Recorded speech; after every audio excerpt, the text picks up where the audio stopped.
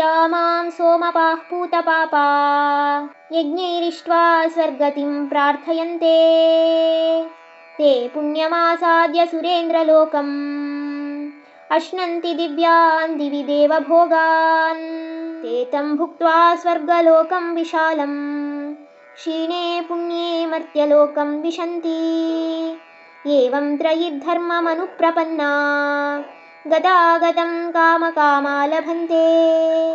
ಈ ಮೂರು ವೇದಗಳನ್ನ ಅರಿತವರು ಅಂದ್ರೆ ಋಗ್ವೇದ, ಸಾಮವೇದ ಮತ್ತೆ ಯಜುರ್ವೇದ ನನ್ನನ್ನೇ ಇಂದ್ರನಂತೆ ನೋಡಿ ಯಜ್ಞ ಯಾಗಗಳನ್ನೆಲ್ಲ ನನ್ನನ್ನು ಸ್ಮರಿಸುತ್ತಾ ಮಾಡಿ ಅವರ ಎಲ್ಲಾ ಪಾಪಗಳನ್ನ ಕಳೆದು ಪುಣ್ಯವನ್ನು ಗಳಿಸಿ ಇಂದ್ರನ ಲೋಕವಾದ ಸ್ವರ್ಗವನ್ನು ಸೇರಿ ದೇವತೆಗಳ ಸುಖವನ್ನು ಅನುಭವಿಸುತ್ತಾರೆ.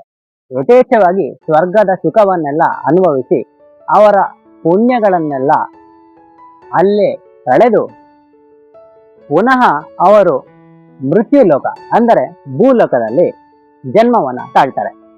ಹೀಗೆ ಅವರು ಮೂರು ವೇದಗಳ ಮಾರ್ಗದರ್ಶನದಿಂದ ಪುನಃ ಪುನಃ ಆಸೆ ಆಕಾಂಕ್ಷೆಗಳನ್ನೆಲ್ಲ ಅನುಭವಿಸುವುದಕ್ಕಾಗಿ ಇದೇ ರೀತಿಯಲ್ಲಿ ಹುಟ್ಟು ಮತ್ತೆ ಸಾವು ಅನ್ನುವ ಸತತವಾದ ಸೈಕಲ್ನಲ್ಲೇ ಇರ್ತಾರೆ ಅಂತ ಇಲ್ಲಿ ಭಗವಂತ ಹೇಳ್ತಾರೆ.